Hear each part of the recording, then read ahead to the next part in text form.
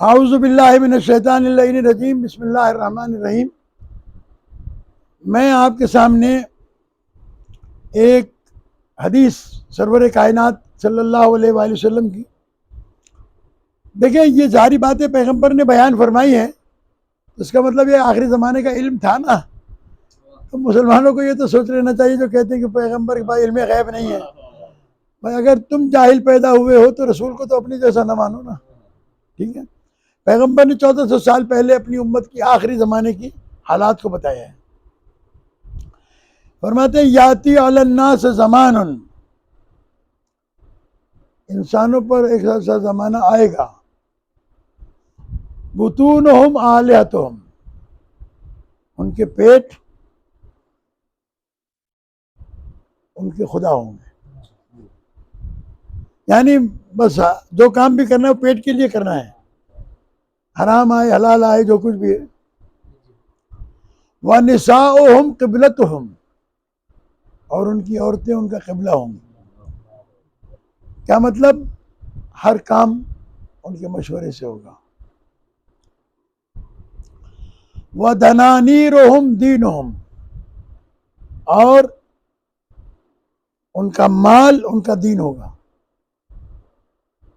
بھائی کو نہیں دیں گے، بہنوں کو نہیں دیں گے، ماں باپ کا احترام نہیں کریں گے، ماں باپ کو نہیں دیں گے، عزیز و اقارب کو نہیں دیں گے۔ بس پیسہ آیا جمع کرو، پیسہ آیا جمع کرو، پیسہ آیا جمع کرو، کسی کو نہیں دینا اس لیے کہ یہ پیسہ میرا ہے۔ اور معصوم فرماتے کہ امام رضا علیہ السلام کا فرمان ہے کہ لا یجتمع المال الا بخمس خصال، مال جمع ہو نہیں سکتا جب تک انسان 5 خصلتوں میں سے کوئی ایک خصلت اپنے اندر پیدا نہ کرے۔ ایک چیز اس میں ہوگی، ایک حرص طویل، حرص شدید، بس حرص ہے، پیسہ پیسہ پیسہ پیسہ پیسہ پیسہ، حرص ہے، لالچی۔ عمل طویل، لمبی لمبی امیدیں باندھ کے بیٹھا ہے، بنگلہ بنانا ہے، گاڑی خریدنی ہے، یہ کرنا ہے، وہ کرنا ہے، فلاں کرنا ہے، یہاں جانا ہے، لندن جاؤں گا، امریکہ جاؤں گا، فلاں کروں گا، یہ کروں گا، لمبی لمبی امیدیں۔ تو جب آدمی لمبی لمبی امیدیں باندھتا ہے تو ظاہر پیسہ بھی چاہیے، پیسے کے بغیر نہیں جا سکتا۔ اس کے بعد مولا فرماتے ہیں کہ وقطیعۃ الرحم، اگر یہ دونوں چیزیں بھی نہیں ہیں تو مال جمع ہونے کے لیے قطع رحمی کرنا پڑے گی۔ قطع رحمی کیا مطلب؟ ایک باپ ہے، ماں ہے، ان کو خرچہ نہیں دے گا، کیوں کہ 4 بیٹے ہیں، مثلا 2 بیٹے ہیں، 3 بیٹے ہیں، وہ میں اکیلا تھوڑی ہوں کہ میں کھلاؤں، وہ بھی ڈالیں حصہ، یہ بھی ڈالیں حصہ، وہ بھی کھلائے۔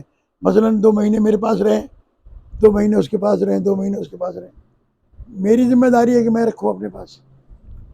اور اس کو سوچنے کے لیے کسی بزرگ نے بہت اچھا جملہ کہا تھا کہ 2 ماں باپ مل کر بہت ساری اولادوں کو پال لیتے ہیں، بہت ساری اولادیں مل کر 2 ماں باپ کو نہیں پال پاتے، ان کے بارے میں ان کے اندر پھڈے فساد یاد آتے۔ وَإِيثَارُ الدُّنْيَا عَلَى الْآخِرَةِ،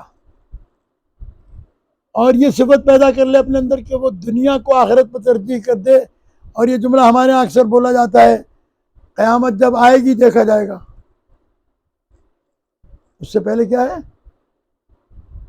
ہر کام کریں گے، ایثار الدنیا علی الآخرہ، آخرت پر دنیا کو ترجیح دیں گے۔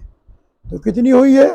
حرص شدید، عمل طویل، اور ایثار الدنیا علی الآخرہ، اور بخل شدید، ٹھیک ہے، اور کیا ہے؟ قطیعۃ الرحم، قطع رحمی کرنا۔ ان تمام چیزوں کے ہوتے ہوئے انسان، اگر یہ نہ ہو تو انسان مال جمع نہیں کر سکتا، کیونکہ اسے دینا ہے، یہ حقوق اس کے اوپر فرض ہیں۔ پھر فرماتے ہیں کہ لا یبقى من الایمان الا اسمہ، ایمان برائے نام رہ جائے گا۔ اس وقت مجھ سے بہت سارے لوگ کہتے ہیں نا کہ چوتھا گال آئے، کیوں بولتے ہیں؟ مطلب یہ کہتے ہیں چپ رہے، جب کوئی نہیں بولتا آپ کیوں بولتے ہیں؟ ہر ایک کی اپنی ذمہ داری ہے. دیکھیں یاد رکھیں آپ کو دین کے معاملات میں خود بھی عمل کرنا ہے اور دوسروں کو بھی بتانا ہے. ٹھیک ہے. وَمِنَ الْإِسْلَامِ إِلَّا رَسْمُهُ، اور اسلام تحریر میں کتابوں کے اندر موجود ہوگا.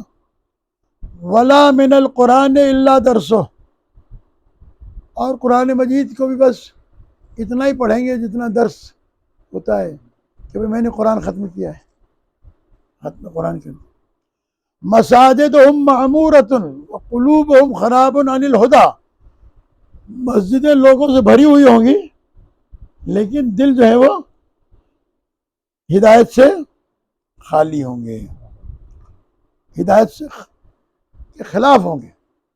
مسجدوں میں بیٹھ کر جتنی غیبت کرتے ہیں لوگ، مسجد میں بیٹھ کر جس قدر ہنگامہ آرائی کرتے ہیں، فساد کرتے ہیں، یہاں ہم مسجد میں اگر کسی کو ٹوک دیں کہ بھائی زور سے نہ بولو تو ناراض ہو جاتا ہے، خطبے کے دوران گفتگو نہ کرو ناراض ہو جاتے ہیں.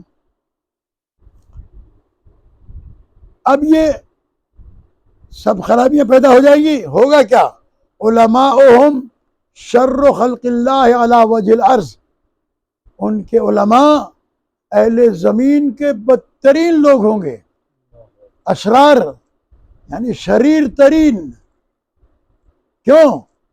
اس لیے کہ وہ اپنے مال و متاع کے لیے وہ باتیں کریں گے جس سے ان کی لوگ عزت کریں، جس سے لوگ ان کو بڑا آدمی کہیں. اور آج یہ ہو رہا ہے کہ خوشامد پسندی سے سارے کام کرائے جا رہے ہیں. علماء حق بولنے کے لیے تیار نہیں ہیں، حق کے لیے آگے آنے کو تیار نہیں ہیں. وہ باتیں کرتے ہیں جس سے ان کی شہرت بڑھے. ممبر پر آئیں گے، ممبر حسین کا ہے، ممبر رسول کا ہے، ممبر اہل بیت کا ہے. یہاں بیٹھ کر وہ باتیں نہیں سنائیں گے جس سے عوام الناس کو دین کا علم آئے. وہ باتیں بتائیں گے جس سے وہ داد ملے اور اگلی مجلس کی فکر ہوتی ہے کہ دن میں مجھے کتنے پروگرام پڑھنے ہیں، مجھے یہ مجلسوں میں کیا بیان کرنا ہے کہ عوام الناس کی نگاہ میں میری عزت و توقیر بڑھ جائے. حینئذ ابتلاہم اللہ باربع خصال، اس زمانے میں ان لوگوں کو اللہ تبارک و تعالی 4 مصیبتوں میں مبتلا کرے گا. جور من السلطان، بادشاہ جو ہیں وہ ظالم ہوں گے، ظلم کرنے والے ہوں گے. قحط من الزمان، زمان میں قحط ہوگا، چیزوں کی کمی واقع ہوگی. وظلم من الولات، اور یہ جو علاقائی حکام ہوتے ہیں یہ ظلم کریں گے.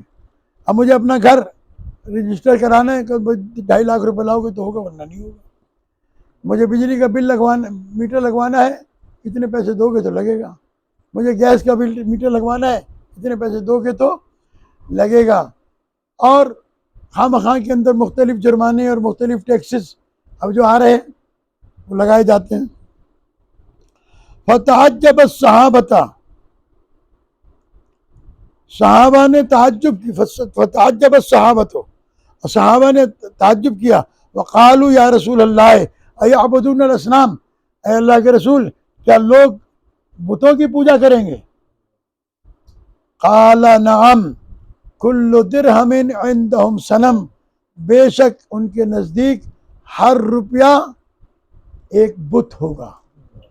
جتنی محبت وہ اس سے کریں گے اتنی محبت اللہ سے رسول سے نہیں کریں گے.